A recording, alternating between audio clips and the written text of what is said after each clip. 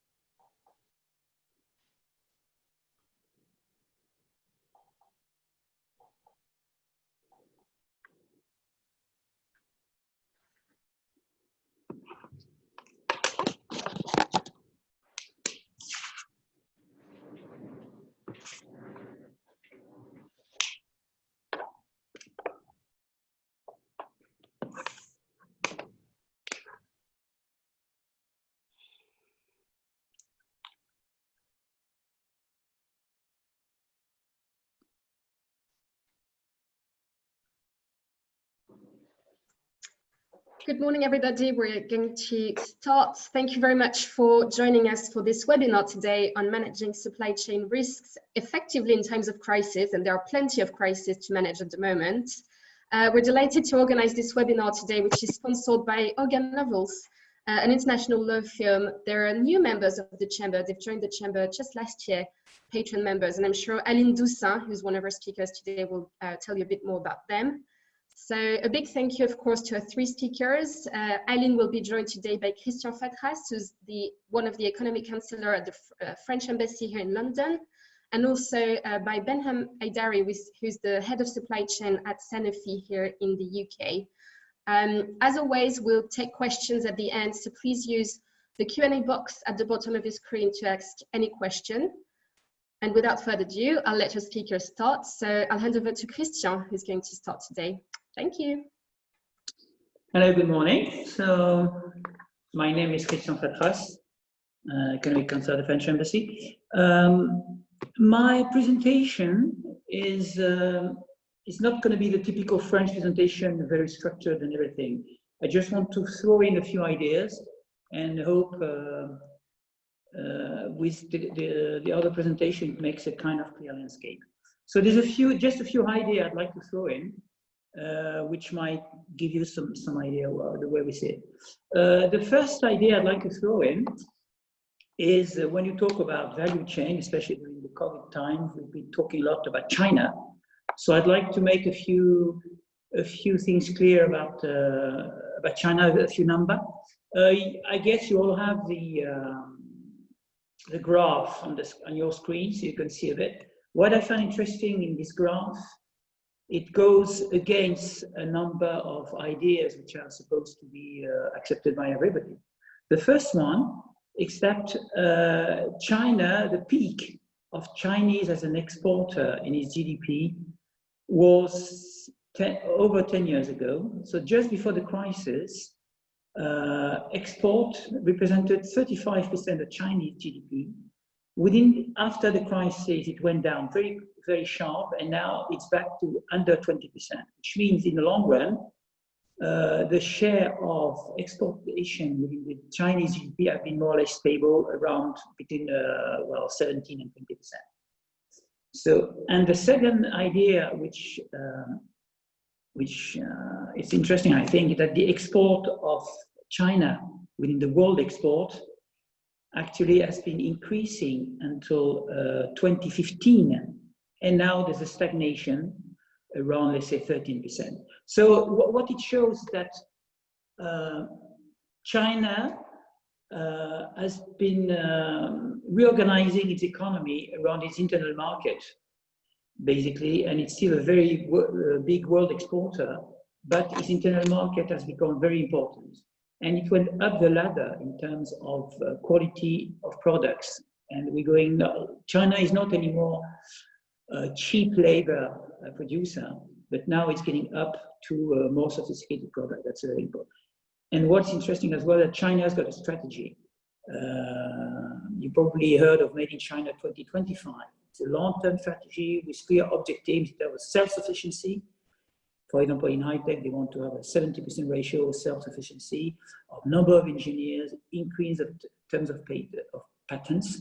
So what I want, the idea I would like you to keep in mind is that nothing is fixed, and this notion of value change can be changing very quickly. Well, when I say quickly, it's 5 to 10 years. But China is a good example of the strong evolution. The second idea, I'd like to stress a bit on the French example. Sorry, that's where I have more information. It's not that I'm so Gallo-centric, but working for the French embassy, that's what I'm more informed of. We took a study of the French economies regarding the 100 products for which we have a foreign dependency between, let's say, 90 and 100%. So we're very dependent on those products.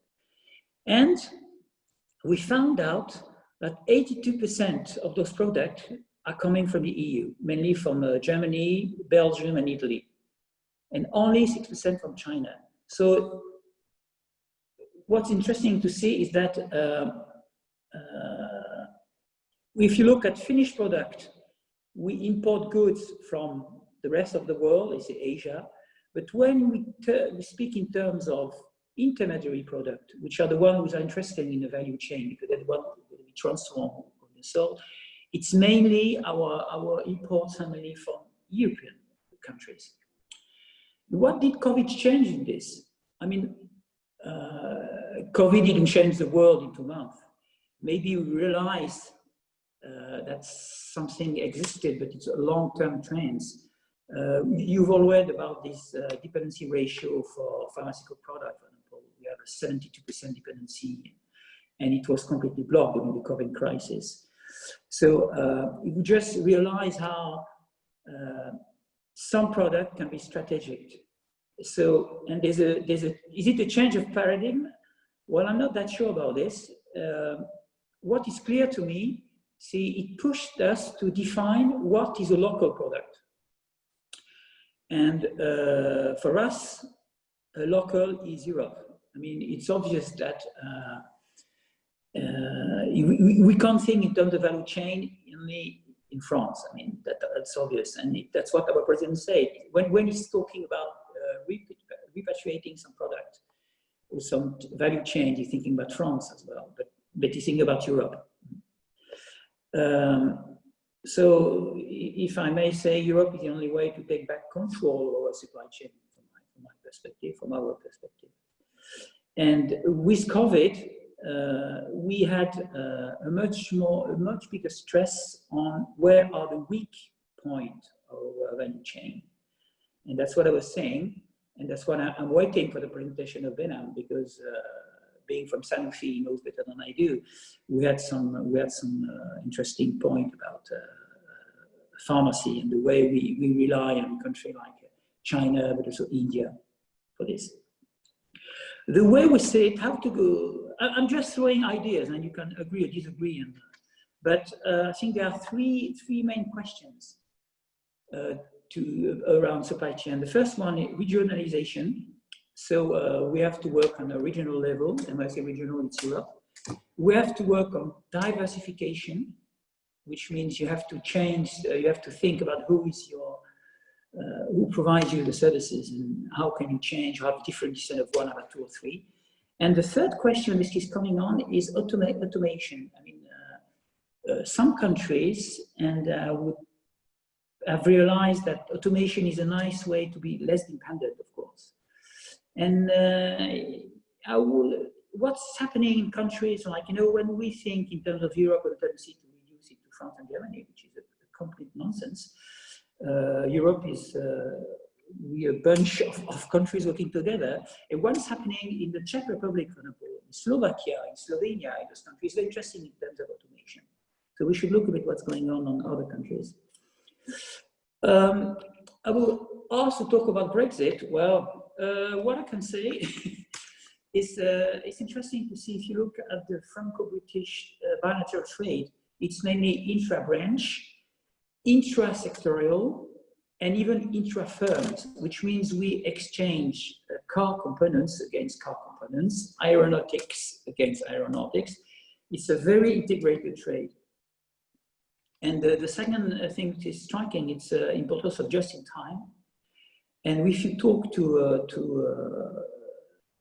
freight companies, they tell you they must have the possibility to deliver product in 48 hours at the other side of Europe, or the other side of the UK.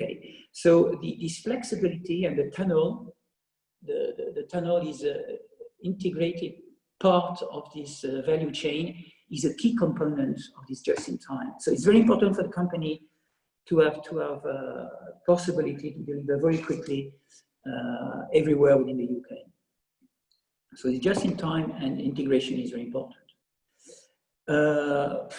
Of course, I did not mention workforce, which is a key element in value chain. And what we see, to be honest, in terms of policy is not 100% reassuring. I'm not sure it's going to be that easy for our students to come to study here. I'm not sure it's going to be that easy to have some people coming to work on the UK soil, but we're still in negotiations, wait and see. But it's a major component of the value chain. I think I must have 1 or 2 minutes, so I'll be quick. In terms of Brexit, of course, negotiations are on. We're expecting an acceleration in July and August, but you have to know that the calendar is October, not after. But of course, what I can say is what everybody says, that the softer, the better. We still expect to have not too high tax on products, and flexibility is key within trade. I mean, I don't think I have to go into the details of what's blocking negotiation, a level playing field, fisheries, so I think that's not the issue. But the purpose on both sides is to have, if we can, the maximum flexibility. So I just want to conclude, because my time is over, by saying that all these are long-term issues. I mean, COVID is definitely a révélateur, to say in French, it's revealing the weaknesses, but it's not going to change like this. It pushes us to have other questions, but it's going to be a long-term issue to change our value chains. Okay, thank you very much. Hello, hello. Thank you, Christian. Benham, oh, Aline, sorry. Thank you, and thank you everyone for joining that call this morning on a quite interesting topical subject. Thank you as well. I think sorry, I think everyone can see my slides now, right? Okay, perfect. So my name is Aline Doussin. I'm a partner at Hogan Lovells, and I'm based in the UK, but also qualified in France. So I work with companies that cross the channel, as I do on a regular basis, and really sort of maximize the opportunities that Franco-British trade, but also perhaps most importantly, global trade offers. And what we see at the moment is, after years of, well, globalization and expansion, we see a direct potential return to protectionism, economic protectionism, a wider definition of national security that includes much more an economic view of national security that feeds into a legislative agenda and then directly impacts what companies have to do to comply legally and operationally with supply chain, with their supply chain structures. I don't know if we can go to the next slide, please. So what we wanted to do is, after that very interesting and very helpful introduction, and thank you so much, Christian, for opening the floor, I wanted to really touch on what we see as us lawyers, Hogan Lovells, a global law firm working with multinationals and clients that really operate around the world, what we see as the key sort of legal issues and compliance risks that have directly impacted supply chain management and the way they operate internationally. And this is more stemming from my practice as a trade and regulatory lawyers, because I think at least what I see and what we see at Hogan is really sort of a regulatory framework that is shifting very fast and very unilaterally. So first, and I'll then sort of I'll touch on those topics more on a sort of general level, and then I'll give you some example as to what we have seen coming out of key geopolitical issues, those sort of key legal consideration being applied.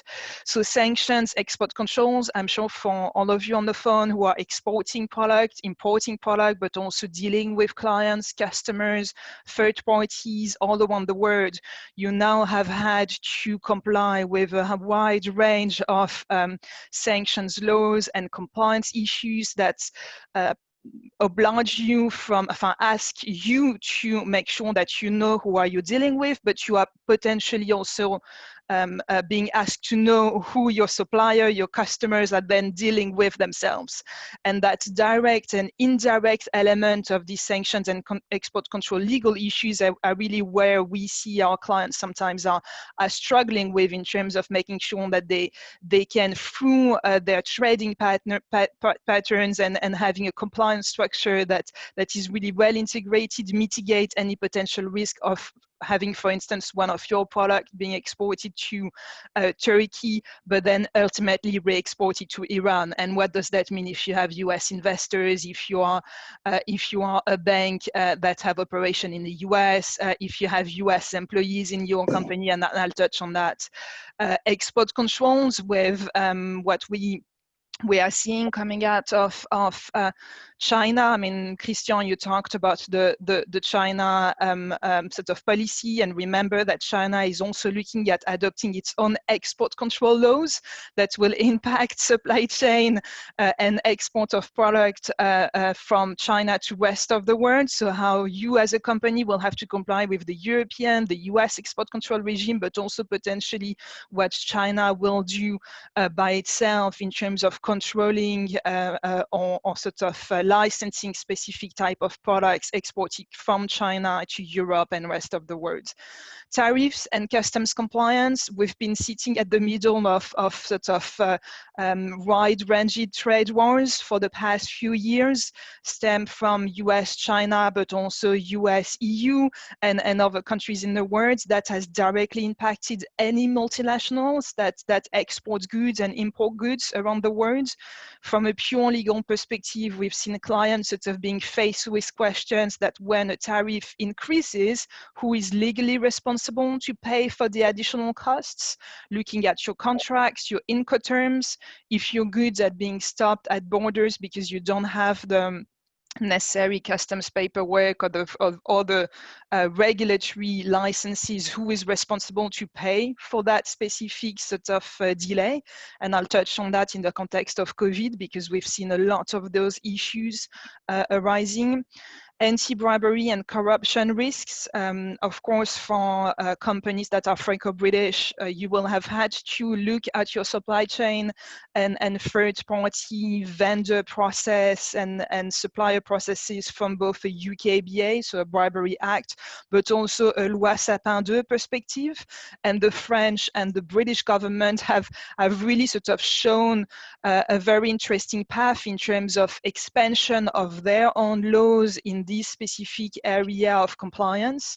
So doing your cartographie des risques from a Loi Sapin 2 perspective, feeding in all your different compliance obligations is something that I'm sure you have had to do. And last but not least, sorry, I'm looking at my slides and I realized that I did not know how to count to 4. So I stopped at 3, but the 4th one, and there are others, we don't have time to talk about all of them now, but human rights, modern slavery, conflict minerals, and I should have put my mistake, climate change as well, and how those geopolitical issues are now directly sort of impacting the legislative agenda and you as companies, you are being asked to make sure that you are not exposed to human rights violations, that you report a modern slavery statement if you are a company in the UK, conforming to the word that you are a good citizen and you know what you're doing in terms of human rights. But what does that mean if you have plants or if you have operation in countries in the world where the laws are much less strict, or you know that there are potentially violation? That liability in Europe will come directly onto you, with potential class action that can happen and lead to both corporate and personal liabilities. So those are sort of some key legal and compliance risks. I don't know if we can go to the next slide, please. And what we see is all these different issues now are now sort of directly stemming from a very fragmented geopolitical world. And of course, I'm speaking here as a lawyer, so I am not making any political comment, but as a lawyer, we really see a much more national protectionist agenda that will directly mitigate expansion across borders, or at least make your life more difficult. I put that slide to show that, of course, the US is paving the way, but it's not necessarily only the US. The US have used tariffs and sanctions and export controls, but in Europe we are seeing a new European Commission and potentially new laws from that will also directly relate to that more sort of protectionism agenda.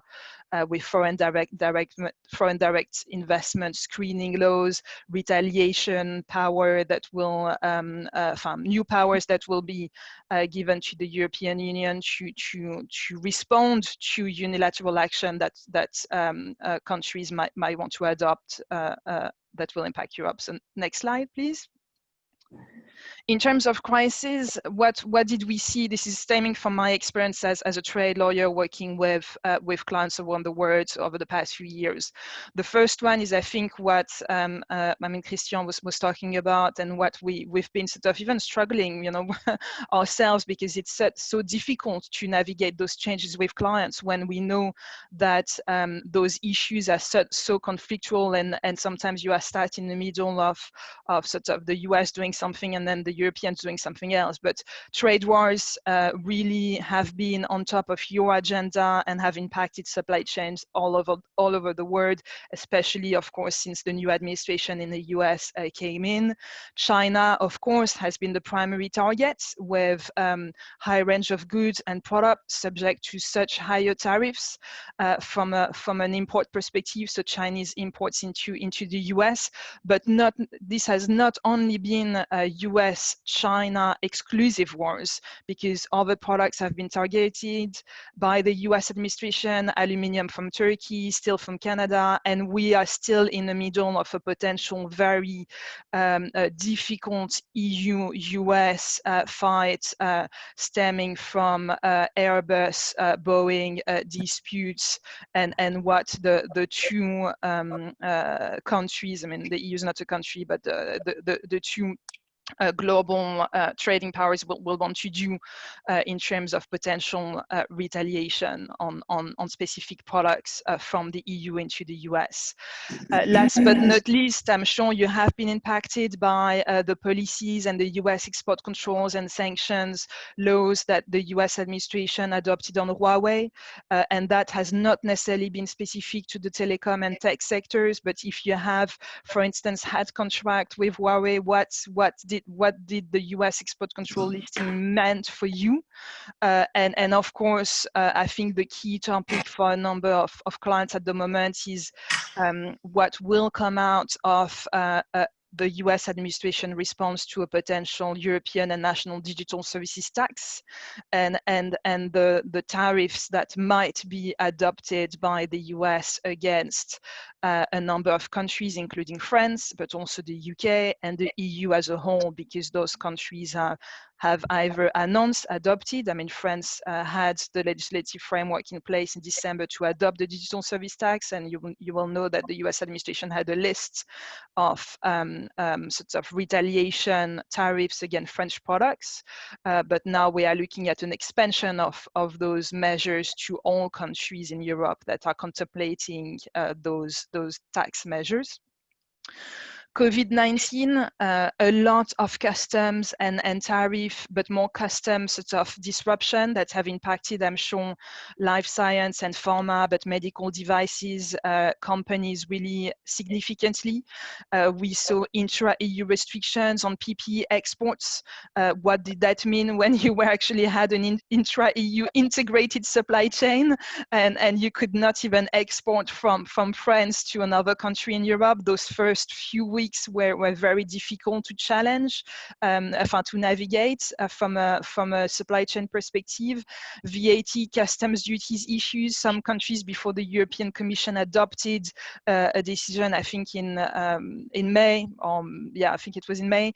We saw member states taking different actions on those type of considerations, and perhaps what we saw and the takeaway from, I think at least this is more European customs consideration, but the takeaway is customs have been really using the powers that they have under EU and national laws to stop goods at border when there were potential issues with CE marking compliance, customs compliance, and we have seen the French customs, but also the Dutch customs, for instance, destroying products of PPE when there were a violation at borders, and those I think have, I mean, of course, have when you have to deal with the crisis and importing in such a rush to supply it for you know sort of for your own sort of need, but also potentially to medical staff. I mean, those were quite challenging to anticipate.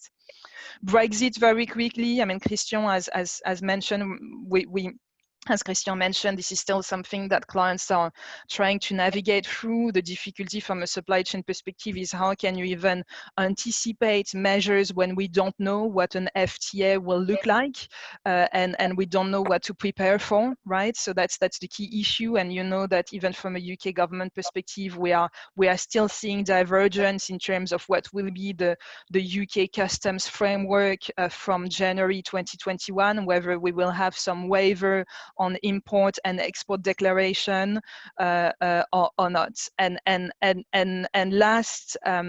lastly, of course, the Northern Ireland Protocol and how companies will that have sort of that specific supply chain, and that's, I'm sure Benham will talk about it, UK, Ireland, what will the implementation of that Northern Ireland Protocol mean?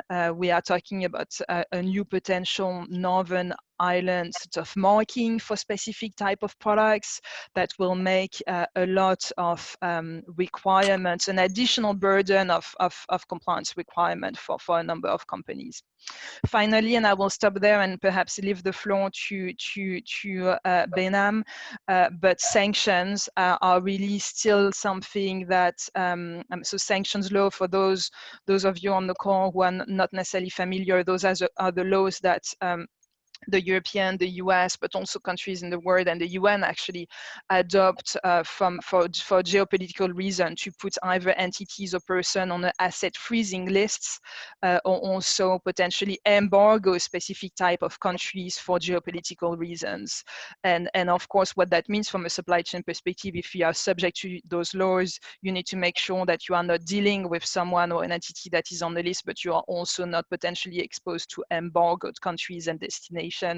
And the big one, of course, at the moment is, over the past few years, has been the US unilateral sanctions policy on Iran. What that's meant for companies that are not necessarily US entities, but are found subject to what we call US secondary sanctions law, and what the Europeans adopted in response in terms of preventing Europeans from complying with those laws. And the last last topic, I think, on sanctions and what we'll see come out potentially in the next few years are really how sanctions will be used in the very difficult context that we are now entering with Hong Kong and China, and what that will mean for companies if we see specific sanctions designations directly related to Hong Kong and national security laws that Chinese government has adopted.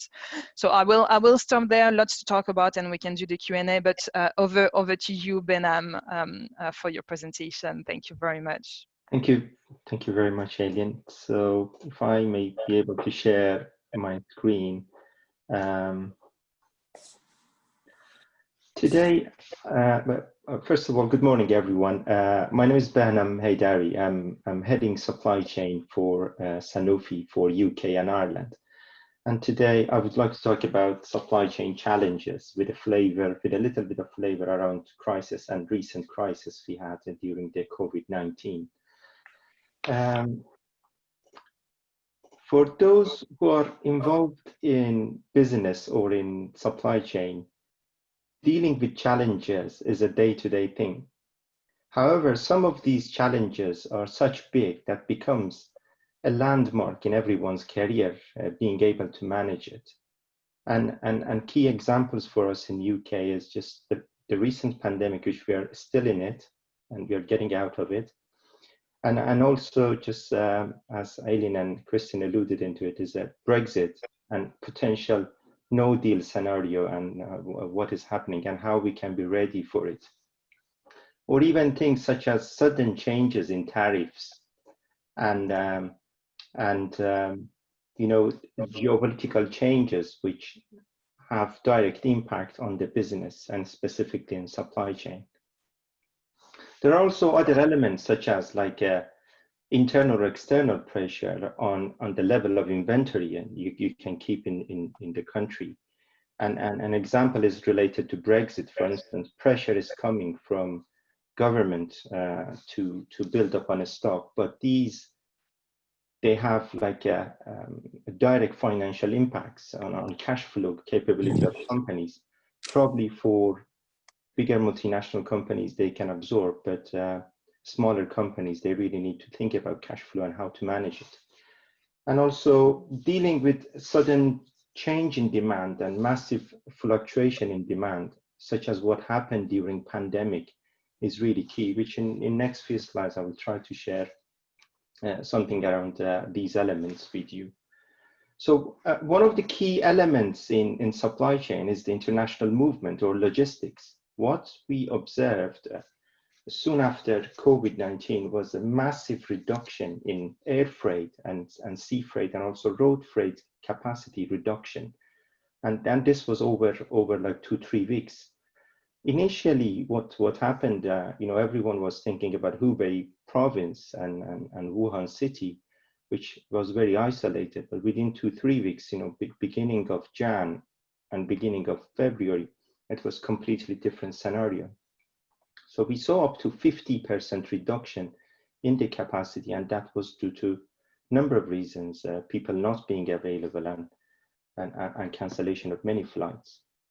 So what we see during for the second half, there are promising signs coming up, and definitely we see some increase in the capacity, and I'm sure it will be much easier for the second half. Some of the things we observed was some of the countries are trying to be very protective and keep their stock within their own country, whereas you would like to see you have free movement and you can move the products between countries, which I explained why it is critical for supply chain. And it might be interesting to share, like across Europe, more than 50% of the transport is managed by truck, and 1/3 of shipment is through sea freight, and the rest is managed by train and air freight. And of course, air freight is the most expensive one, and it's used for the high value product, high commodities, or products which are perishable, and on some of the pharmaceutical products. But during pandemic and during crisis, we see significant accumulation of cargo and a significant delays in lead time to be able to move the products. And whether your supply chain system is designed in a way to be able to absorb such a long delays in delivery of your raw materials is really key. And this could lead sometimes to temperature deviations and because of long lead time and not being ready for it. And also increase in demurrage charges, longer lead time. And this is also increasing. There's an increasing concern as well. What happens if pandemic continues and Brexit happens and around border controls?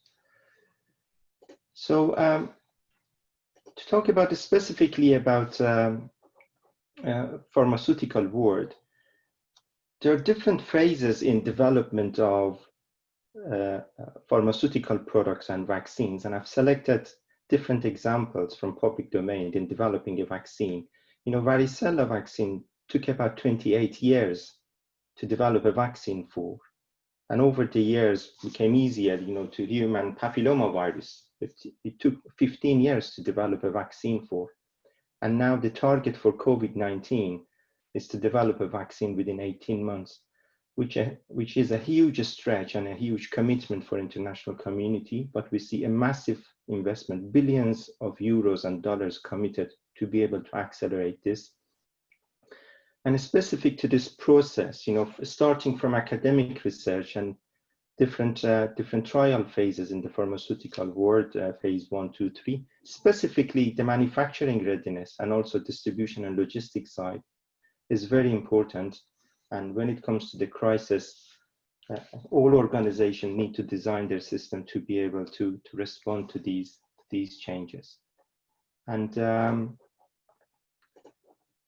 as Christian alluded to some of the geopolitical changes, this Brexit and no deal scenario is putting a lot of pressure on the companies, and there are different ways and approaches to this. One is sit and do nothing, or prepare the organization for no deal scenario that will increase your company responsiveness to different challenges.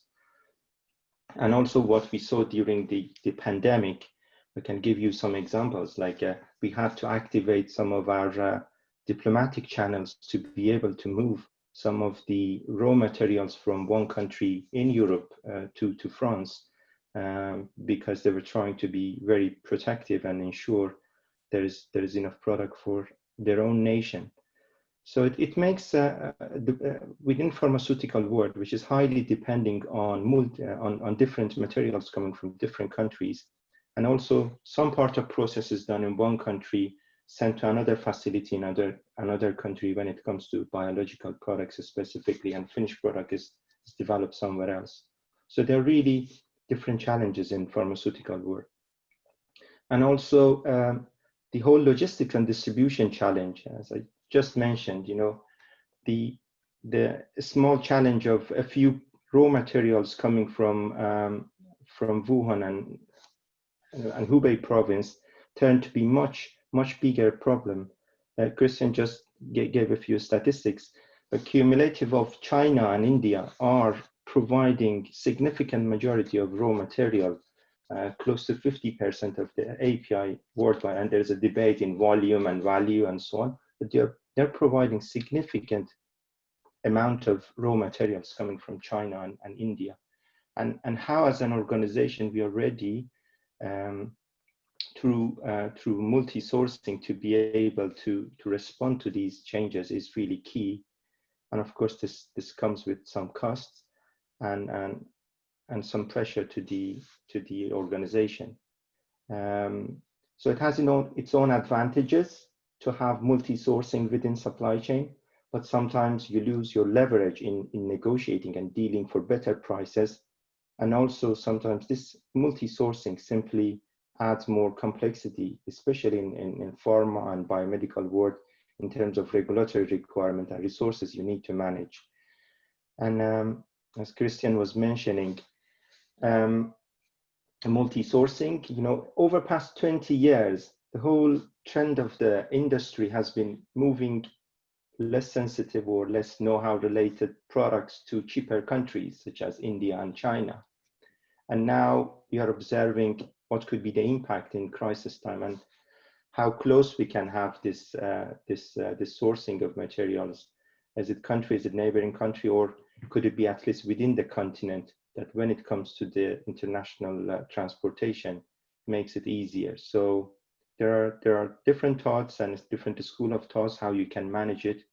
But to me, there are future changes we will see happening. It is not anymore just the cheapest country and go for sourcing of the material from those cheap countries. Specific to COVID-19, the business anticipation and operational readiness is really key.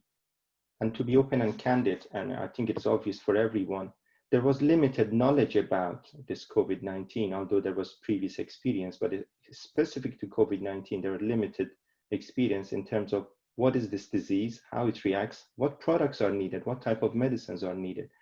And we saw, you know, different products become more sensitive and named in media. And so what is really key to be able to respond to demand fluctuations? And what we saw in the market was a mix of different things happening. One was panic buying by customers. The other one was, you know, related to competitors out of stock. And also some was related to deferred treatments or treatment holidays. There was no choice because hospitals could not respond to their need. And also different sales channel variations. And in terms of operational readiness, on top of other supply chain related things, you know, having key workers available to be able to work. You know, what we saw in India, over the night government changed some regulation, and you know, some of the plants, people could not turn up in the plants because simply they didn't have pass to move within the city, and it took a few weeks to sort out these issues. And there's always a challenge for business when it comes, like for instance, to Brexit anticipation, how much stock is needed between government requirements and your institution capability to build that level of a stock. And also we were observing now Brexit is a 2 years topic moving on, but there was a certain point in time that there was question about warehousing capacity in UK, whether we have enough cold chain capacity to be able to build such level of a stock for perishable products.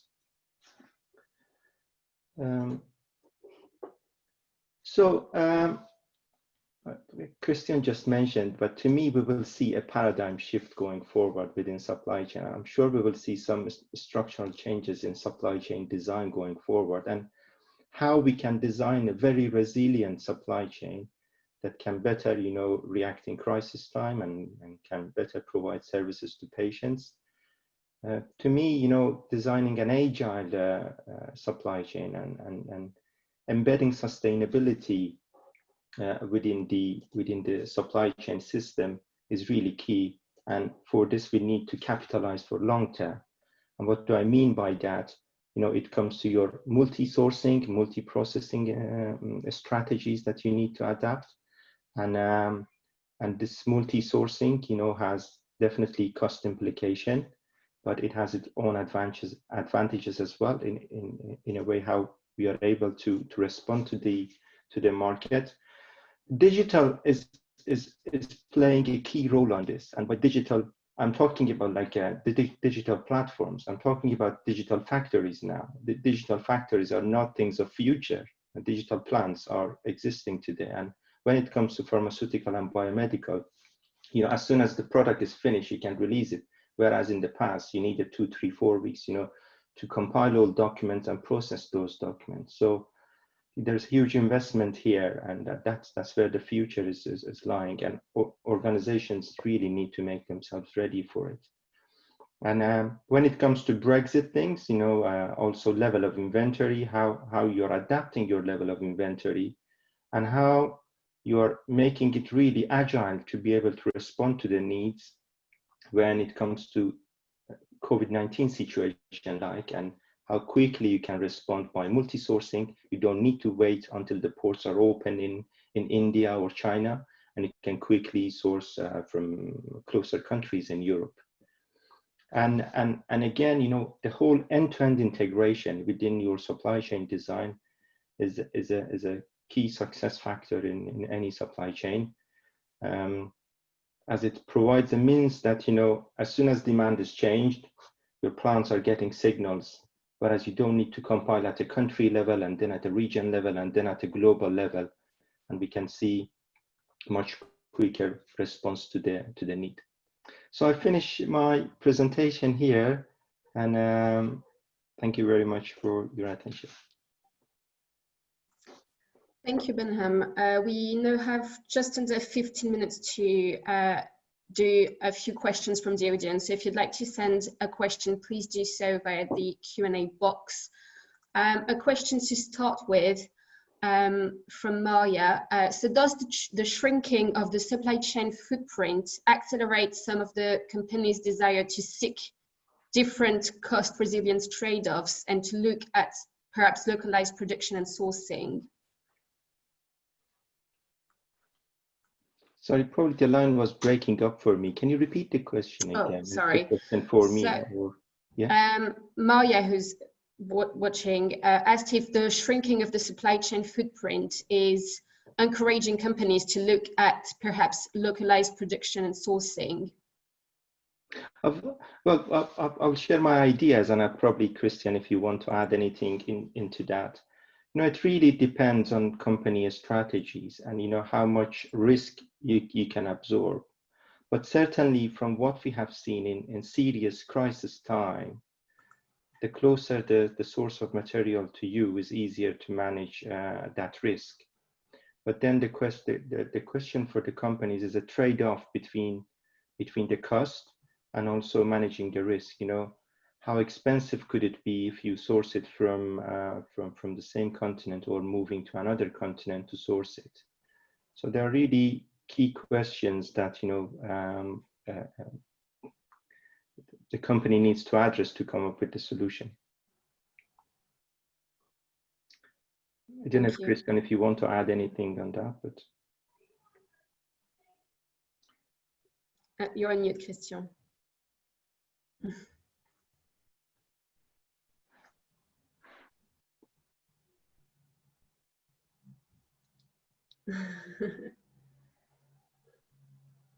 You're still on mute? Oh, there you are. Okay, sorry about this. No, I think you're very right. The closer, the easier to manage it is. I'm not sure I answered your question, but what we noticed, I was thinking about the gravity theory. I mean, it's easier to do business with your neighbor than the people further off. And in the value chain, it's something very important to be able to react very, very quickly. There's something also which I noticed, which to me is interesting. It's, I think, in a way, the British companies were more prepared to this COVID shock because of Brexit. Well, let me be clear about this. I don't want to say that today. What I mean is that the British companies have made a lot of work on the value chain because they had to, because of Brexit. And they probably have a better knowledge of the value chain than the one on the continents, because for them it's a matter of survival. And what I can see talking with companies is that they have a much precise knowledge of where are the difficult points and what are the key points in the value chain.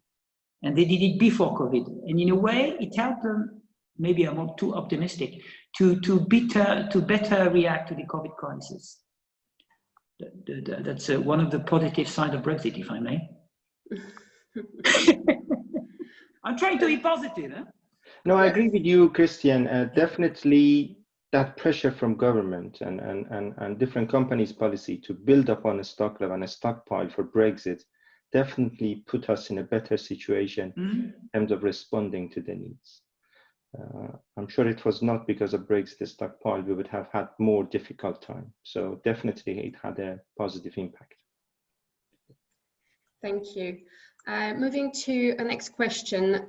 Should China focus on its domestic market, or can we still expect China to invest heavily overseas, including in the UK and in key sectors such as energy, transportation, or communications?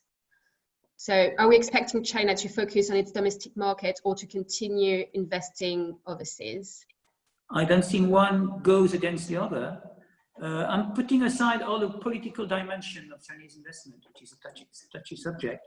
But as you could see, China's got a strategy. And my understanding is that they're very keen to invest in some strategic sectors like the one you mentioned, energy, transportation. So I don't think one goes against the other. They will definitely, they know that to develop in a constant pattern, they need to have an internal market which is strong, but they will not prevent them from investing in foreign countries. I can perhaps jump in there and touch on the sensitive issue that Christian was mentioning that we see that we see coming out of legislative agenda.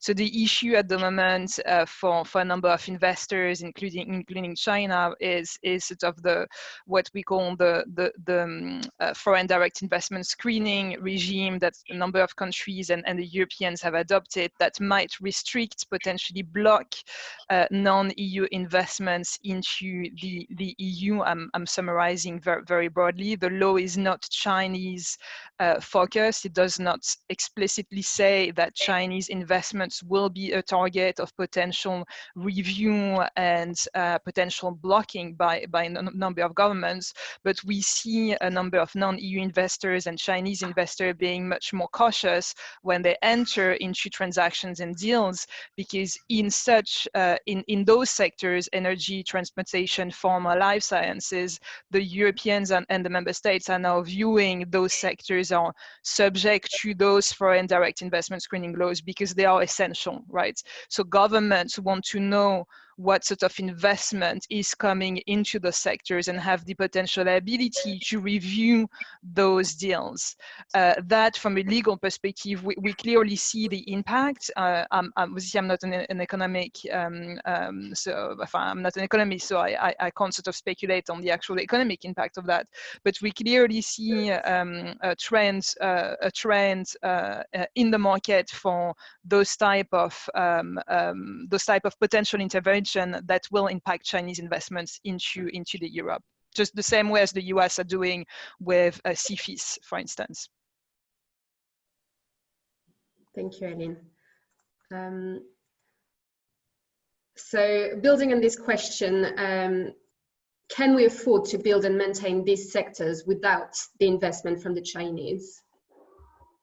Who would like to respond to that? Well, I don't think we make our strategy only vis-a-vis China. I mean, we have to. It's a global economy, so China is part of the player, but it's not the player. I mean, there are certain sectors where the Chinese are very important players, but they're not the player. If you look at the car industry, for example, it's true that they have a very strong position for batteries, but they're not the only players. Korea is a good player, Japan is a good player. Europe is building up its capacity to. I don't think we should focus too much on China. I mean, you've got big players like India, like the US, like Europe. So, except in certain niche, we're still not that dependent on China. I mean, we have to make everything relative. Thank you, Christian. Aline, Benham, I don't know if you have anything to add to that. Nothing specific for me. No. Aline, could you mentioned in your presentation the situation in Hong Kong at the moment. Could you speak a bit more about well, what that is going to mean for supply chain and the potential impacts we're going to see in the future? Sure. I mean, it's an evolving situation, so a lot of things are happening, and I'm sure are being discussed, including in Europe and in France, in terms of what will be the political and potential the legal response to the difficult situation that we are seeing on the ground over there.